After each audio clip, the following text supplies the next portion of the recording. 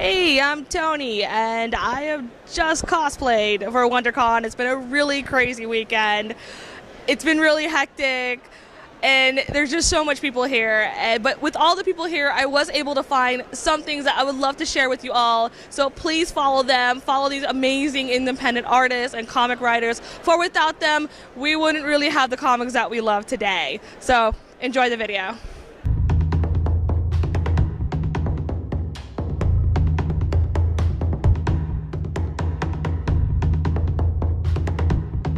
It's Harry Potter meets Blade Runner.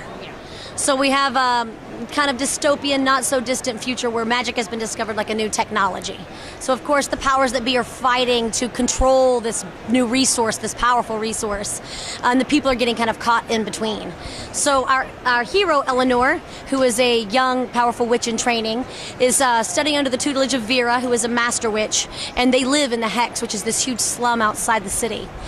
In this first story arc, which is the first 6 issues that we're coming out with between now and the end of September, Eleanor stumbles across, kind of through happenstance, a very sinister plan that the powers that be are hatching.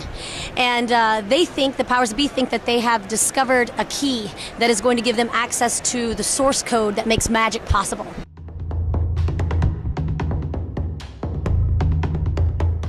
The comic is about a girl named Eiley who's given this book, and she falls absolutely in love with the story, but she finds out that it's not done, so it's about her trying to get the author to finish it.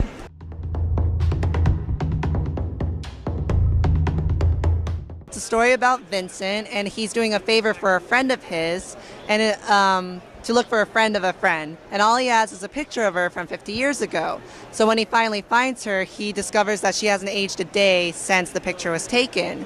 So what he does is he tries to figure out how her circumstances came to be that way, how she knows his friend, and then he just falls into this world of the supernatural with monsters and creatures, and he discovers a little more about himself. And you can find it online at lonelyvincent.com.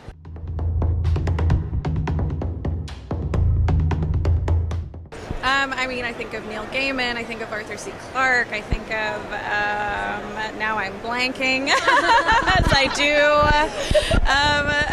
I'm thinking of Philip K. Dick, I'm thinking of and of course the classic J.K. Rowling, all of it, like just the humanistic stories that take place in greater worlds, you know? Yeah, I'm gonna have to just agree with her on all of those fronts. I think we all have similar interests, which is why we as a team have come together so seamlessly.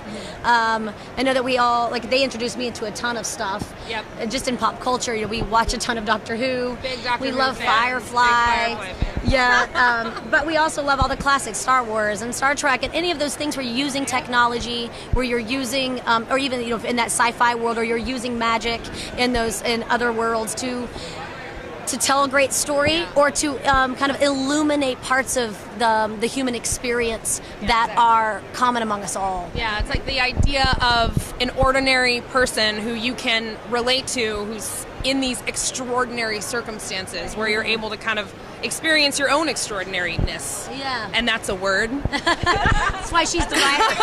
Definitely inspired by Neverending Story and 80s and Zelda, and I think definitely for this story, I pull a lot of imagery from Norse and Celtic lore, so I have fun playing with that.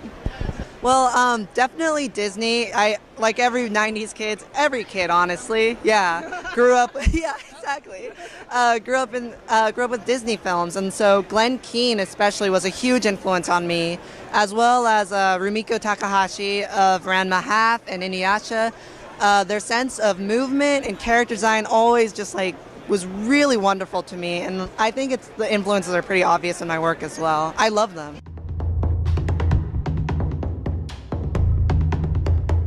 Okay, the biggest one was not giving myself a gigantic mountain to climb. If you have this epic story idea and it's taking you forever to get it rolling, at least in my case, I realized that I had to step away from it and then start smaller and just understand how to put a comic book together and just have fun playing with it first. So that'd be my biggest advice.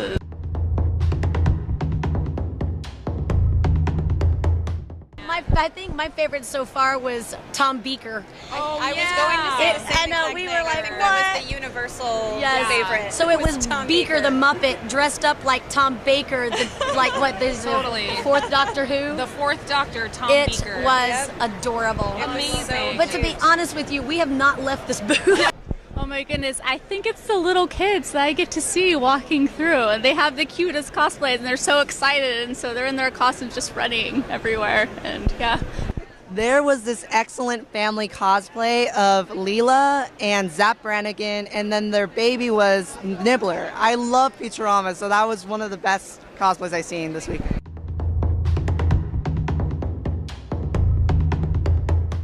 A lot. So issue 4 will be out for Phoenix Comic Con, which is where you can find us next at the end of May. And then issue 5 will be out at San Diego. We got into San Diego, which is to us a really big deal, being so new to the scene, and that's very hard to do. So we'll look out for crowds. We're going to make sure we wear covered-toed shoes that day, do our stretches. So issue 5 will be out for then, and then issue 6 will be out for Long Beach, where you can find us at Comic-Con there at the end of September. And then we'll have our first trade volume ready to go by Kamikaze, which is where we all started last year this time, October. We debuted issue 1, so we'll be back there 1 year later with the whole volume. So we're looking forward to all of those things tremendously. My next convention will be Big Wow at San Jose, and then I'll also be at San Diego Comic Con. So, yeah. I'm going to be at Rose City Comic Con in September. That's up in Portland. And if you can't catch me there, I will also be online at Tumblr at demisfit.com and on Twitter as dha. I will make an Instagram page since everybody says get an Instagram, so I'll do that too.